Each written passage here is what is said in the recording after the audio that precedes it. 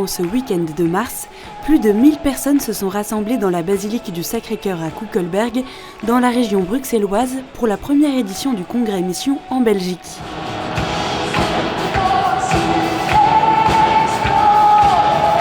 Ce congrès veut donner un nouvel élan missionnaire à l'Église catholique du pays. L'Église de Belgique est confrontée aux mêmes défis que toutes les églises d'Europe occidentale. La réalité belge a ceci de spécifique, en tout cas dans les grandes villes, d'être extrêmement multiculturelle, multilinguistique. Le congrès porte bien son nom, Mission. Et donc c'est ce souhait et ce souci de la part des participants d'annoncer l'évangile, d'apporter l'évangile à ceux qui en sont éloignés, qui ne le connaissent pas encore ou qui l'ont connu. Dans son encyclique « La joie de l'évangile », le pape nous dit « Il est vital que l'Église sorte pour annoncer l'évangile. C'est pourquoi nous avons besoin de formation, de s'entourer d'amis missionnaires et de trouver sa propre manière de devenir missionnaire. » Pendant 3 jours, des catholiques venus de toute la Belgique se sont réunis pour réfléchir aux moyens de transmettre la foi dans le monde actuel, pour se connaître davantage et échanger leurs idées sur les différentes initiatives d'évangélisation qui existent dans leur paroisse. Aujourd'hui, on a plus de 1400 inscrits, donc c'est un événement de grande envergure. Il y a majoritairement, bien sûr, des Belges, des Bruxellois, mais aussi des néerlandophones de Flandre et des francophones de Wallonie. Et ils sont venus, je crois, pour prendre des bonnes idées. Le Congrès Mission, c'est vraiment de montrer que l'Église est un laboratoire, c'est un fourmillement d'initiatives. Il y a plus de 70 ateliers qui vont être présentés et les congressistes vont pouvoir aller aux ateliers et prendre des bonnes idées pour aller les reproduire dans leur paroisse. Comment brasser une bière et faire de l'évangélisation, comment organiser une randonnée qui parle du Christ, comment faire un chantier pour repeindre les églises auprès des jeunes, comment faire du catéchisme avec la méthode Montessori. Toutes ces idées, elles vont être exposées pour pouvoir les reproduire partout où on prie, où on vit, dans sa paroisse, dans sa famille. Parce que je suis convaincu que l'évangélisation porte du fruit dans la mesure où nous-mêmes on laisse passer l'évangile à travers nous. Donc si on veut être efficace dans l'évangélisation, il faut se changer soi. Ainsi, de nombreuses activités sont proposées. Des veillées de prière et d'adoration, ainsi que différentes tables rondes organisées dans la basilique et dans le centre scolaire Notre-Dame de la Sagesse. Tous les animateurs et les participants ont pu y partager leurs témoignages et leurs expériences de foi. Comme prêtre, j'étais pas vraiment convaincu qu'il fallait annoncer le Christ explicitement. Et j'ai rencontré beaucoup de jeunes dans les soirées, dans les camps. Et je leur parlais pas nécessairement du Christ. Et il y a une expérience qui m'a beaucoup touché.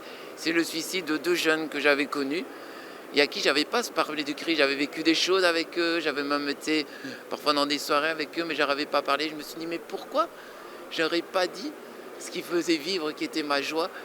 Et depuis ce moment-là, pour moi, c'est quelque chose d'important d'au moins dire que Jésus est là, qu'il peut vraiment nous donner ce bonheur-là à tout le monde. Après, chacun fait ce qu'il veut. On part toujours 2 par 2.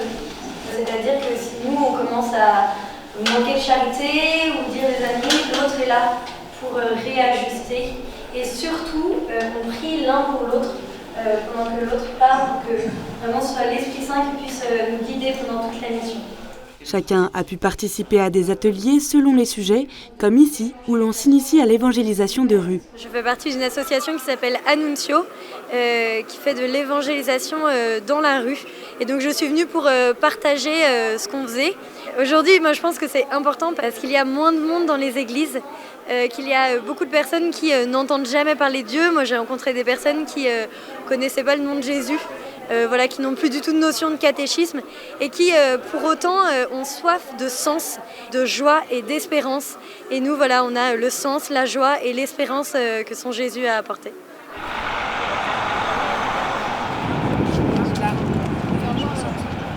Et pour les plus motivés, il y a même la possibilité de se joindre aux petites équipes de jeunes qui partent témoigner du Christ dans la rue. On a rencontré plusieurs personnes qui nous ont dit ne pas avoir le temps. Une personne qui était musulmane et qui ne voulait pas rentrer en échange avec nous et qui aussi probablement par manque de temps. Et puis ensuite nous avons passé, je pense, 40 minutes avec un couple que nous avons rencontré sur le trottoir. De loin, ça se voyait que ça allait être la rencontre de ce matin. On a vu de loin leur sourire, ils étaient heureux, ils étaient ouverts à la rencontre. Le Seigneur voulait les rencontrer ce matin, c'était eux qu'il fallait qu'on voie ce matin. Je voulais faire cette expérience. D'ailleurs, hier aussi, j'avais essayé et ça n'avait pas marché. Et aujourd'hui, par contre, ça s'est bien passé. J'avoue que je n'ai pas dit grand-chose, j'ai prié un peu pour ces personnes, je les ai écoutées. C'était vraiment intéressant de voir comment la vie était dite par ces personnes. Ils racontaient leur expérience. Et voilà, ça a été en tout cas très intéressant. J'ai beaucoup de choses après à méditer après avoir fait ça aujourd'hui.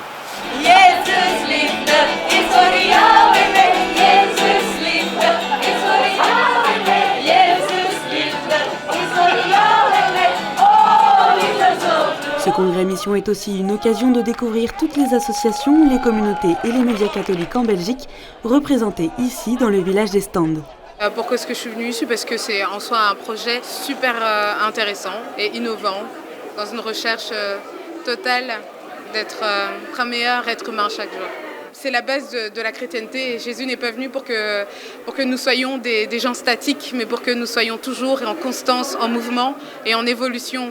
Pour moi, c'est hyper important parce que ça permet de montrer que la mission, on peut en faire partout, qu'il y a différentes façons de vivre la mission, d'annoncer Jésus, que ce soit par le service, que ce soit par l'évangélisation de rue, que ce soit par l'art. Voilà, en fait, le Seigneur il nous a donné plein de talents, donc on peut les utiliser tous pour l'annoncer, quoi. Pourquoi est-ce que je suis venue ici aujourd'hui? Juste pour prier avec d'autres frères et sœurs, pour être en communion en fait et pour se ressourcer, parce que c'est vrai qu'on a besoin des autres pour grandir dans la foi et pour avoir un peu plus de joie et d'espoir. Et c'est vrai que de revoir autant de gens, ça fait vraiment du bien, ça ouvre l'esprit, on se sent moins seul et de voir le sourire des gens, c'est vraiment super agréable.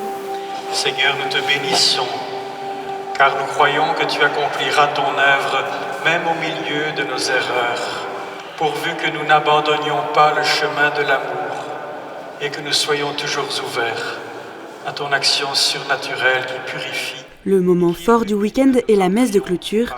Toutes les personnes présentes ont été envoyées en mission pour témoigner, partout où elles seront, de leur joie de croire en Christ. La Belgique, on connaît une situation sécularisée où ce n'est pas nécessairement la religion et la question de Dieu qui est au centre des préoccupations de tous, mais il y a une diversité de convictions, de religions aussi.